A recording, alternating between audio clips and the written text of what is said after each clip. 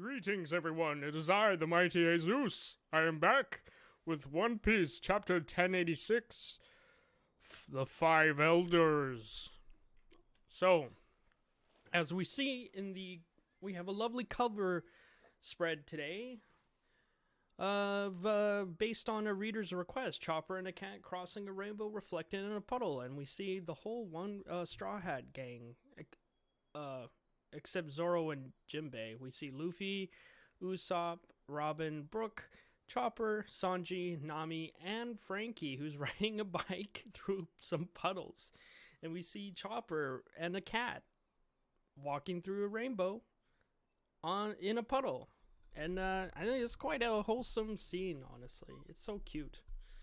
Anyways, we get to the chapter today. We start off Mary Joie, obviously, and so the reverie came to a close, with the truth of Cobra's murder kept under wraps. So we obviously Vivi and Cobra's, people. We see Jabra, not Jabra, forgot his name, but Pell's there. So we see I can't believe I forgot his name. Anyway, he's saying, "Tell me, have you seen this girl?" And it's a picture of Princess Vivi. "Has anyone seen Princess Vivi of Alabasta? Where's the king? Is he ill and needs help?" So we see it's King Cobra's retainers, basically. "Where is the king? Is he ill and needs help?"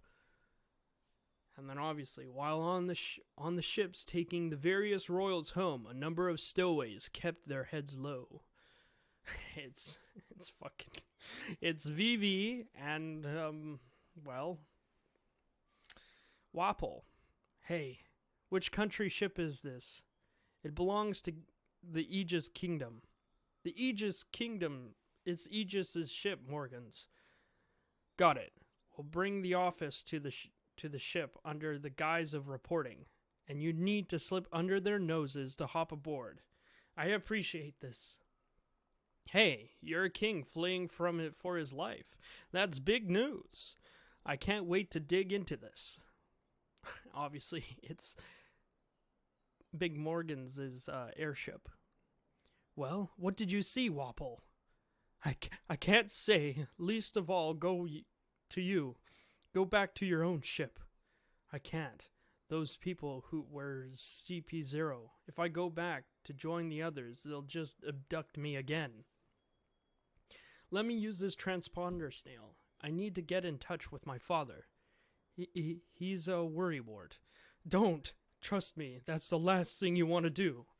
"Why do you say that?" And so we see some CP Aegis 0, looking from Princess Vivi as well as they're all like walking around with pamphlets of a picture of Vivi. And then we see other agents walking around with a pamphlet of Sabo's face. So we cut to we see a snippet of Bonnie on a kingdom ship for Tanjin kingdom ship, and she's in the ship's hold. She's just like, "I'm so hungry." And we see Sabo, who's on the Lulusia kingdom ship in the bilge. "Once I get to Lulusia, things should work out." He's reminiscing about King Cobra's words. "I'm counting on you, Sabo. Sabo, I'm counting on you, Sabo. You must survive." And he's just clenching his wounds. And we see all the ships leaving Mary Joie, the Red Line. Very soon the news came out of the assassination of King Cobra of Alabasta and the disappearance of his daughter, Princess Vivi. Sacred Mary Joie. And this Sabo fellow, another man who bears a checkered fate. No one has led a life more affected by the D. But I'd really like to be finished with this egghead business. It's the five elders. They're talking amongst themselves, and then they get a ring call from none other than Imu-sama. What is it, oh great Emu? Chamber of Flowers, Pangea Castle. I wish to use Vegapunk's creation, the Mother Frame. Indeed, we will not know if it is real until it is tested. Perhaps the result of such a test might influence our handling of the egghead matter. A test on forested land would do better than open sea. Lulusia Kingdom. There are many people there, Emu. It is no matter. Very well. The world is as the Creator wills it. Why do you choose Lulusia? It is close. Indeed. We shall take the necessary steps to make it so. And we see the 5 elders are having their names. So the guy with the beard, well, I mean, a lot of them have beards, but the one that's mostly covering their beard, and he's the short guy. 5 elders, Godhead of Science and Division. 5 elder, Godhead of Science and Defense, Saint J. Garcia Saturn. There are signs of rebellion in the Lulusia populace. 5 elder, Godhead of Environment, Saint Marcus Mars. He's the tall looking guy that has like the Gandalf looking beard. And then we see the small guy with the big mustache. It may serve as an example to others. 5 elders, Godhead of Justice, Saint Topman Warcury. So he's probably like Mercury, Warcury.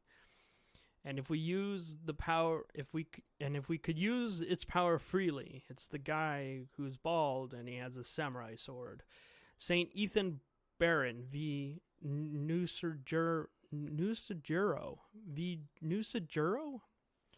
I hope I pronounced that right. And then the guy that everyone thought was Sanji's uncle or some theory shit like that. I remember that. He's the one who has the blonde hair and he looks the youngest of them all. Then we can bring this ancient battle to its conclusion. 5 elders, Godhead of Argiculture. Saint Shepherd Jupiter. Saint Shepherd Jupiter. Oh, okay. I see these are all planets. Planet names. Fascinating. Does that mean Emu is the moon? I would say they are the moon. I don't know. That's my theory, maybe. If we're going planet themes here. Unless it's Pluto. There is one other thing. Yes, I desire Vivi. It will be done, Emu-sama. And we cut to the Navy. The Navy in the rebellion in Tajarine and in Aegis were stretched thin between the end of the 7 warlords. Ah, right. So it's Akaido. Was stretched thin. The Navy was stretched thin between the end of the 7 warlords and the quelling the sudden uprising in member countries of the government. However, this was only the start of a new Navy campaign. So we see the 3 new Seraphins from the previous warlords. Send out all the Seraphim. Crocodile appears and empties Bluff. So we see Crocodile, Seraphim. We see, obviously, a Doflamingo Seraphim, as well as the guy who goes Ki-shi-shi-shi. What's his name? Oh my god, I can't remember. He used the shadow fruit. Oh, Moria. So we have a Crocodile, Doflamingo, and Moria Seraphim. So they are there. They do exist. And since this is all the retelling of Sabo's memory, it cuts back to reality. The flashback is over. The moment we landed in Lulusia, the people were ready. They took King Seki and the Princess Komain prisoner, and welcomed me with open arms when I emerged from hiding. That was the first time I saw the news in the paper, and learned that I was accused of regicide. They treated me as a hero, and though I wished to tell them the truth of what happened, I just couldn't do it. Not when the revolutionary passion was so strong. Thanks to Betty and the others, Lelucia was full of motivated people who wanted to join the Revolutionary Army. Those are the ones I brought back with me. I couldn't get a jamming transponder snail, which is why I couldn't send a signal back home. So the message I did send was a relay call as we were leaving port. If the government picked up the signal, they would assume I was on Lelucia. But in fact, I was already at sea with our hopeful recruits. And it was then, while on the call, that the vanishing of Lelucia happened, I presumed. Yes. It was a horrible scene on the ship. Most of the people left families behind, and they saw their homes destroyed before their eyes. Obviously, we have Dragon and Ivankov saying these things. It's a harrowing thing. What in the world happened? A great shadow covered the entire sky, and in the next very moment, a great shadow, something that no living creature could explain. Some dark, vast thing flew above the clouds. Sabo, you said the name Emu earlier. That's right. Well, this is going to sound very strange, but among the first 20 who created the world 800 years ago, there was a monarch named Saint Emu of the Nerona dynasty. The Nerona dynasty. Look at this.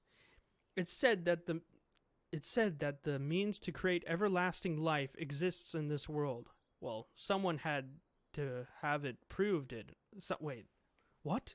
It said that the means to create everlasting life exists in this world. Well, someone had to have it proved it. Someone had to have proved it. Someone out there has been living for ages without dying. Does that mean they use the notorious, infamous Ope no Mi, the one that Law has, to do the immortal surgery, costing the Ope no Mi's user in toll, but giving the person immortality? Does that mean, well, of course they would have had to use it once for it to figure out its purpose, like that it has been used before. Then you're saying, and then we cut back to the chapter, obviously. That was a little rant there. Then, you're saying that's who I saw in there? Maybe the name is just a coincidence. But if the five elders are the greatest authority among the celestial dragons, so damn so-called descendants of the gods, who else could possibly lord it over men like them? There is one more wild leap in the story, my boy. Is this thing you saw flying over the clouds and destroy an entire nation was a government weapon? Only Vegapunk could have created it. Hold on, Eva. Vegapunk would not build such an obvious tool of murder. But what if it were an ancient weapon? And if Emu were alive since ancient times, it all links up. Robin told us the ancient weapons are real. But if the government is in possession of a weapon, why have they not used it before? And why use it now? That is an excellent question that I think a lot of fans and theorists are asking the same thing. Why would they use it now, of all times? Are they afraid of losing their grip on the world? We can only tell. In the last page of this chapter, in the present day in the sacred Mary Joie, a single celestial dragon has just been executed. But this was not news meant for the world to hear. We have no food, no bread, only cake to eat, because their food storage was destroyed. The man who passed the sentence was once the ruler of the place called God Valley. Today he is the supreme commander of the Holy Knights. His name is Saint Fidgarland. Figarland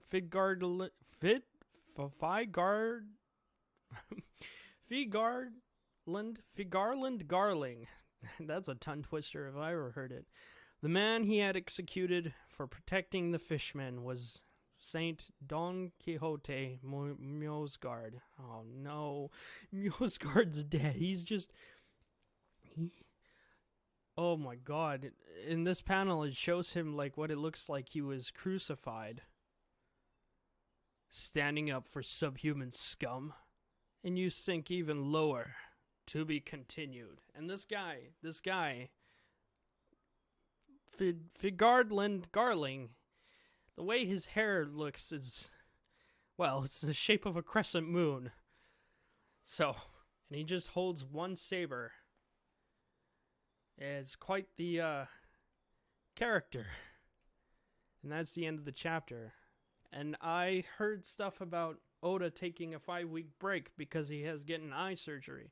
So this will be my last chapter review for this month, I think. We'll probably come back in July or August. Anywho, that's Haysoos signing off. Chapter 1086 is over, and I want more.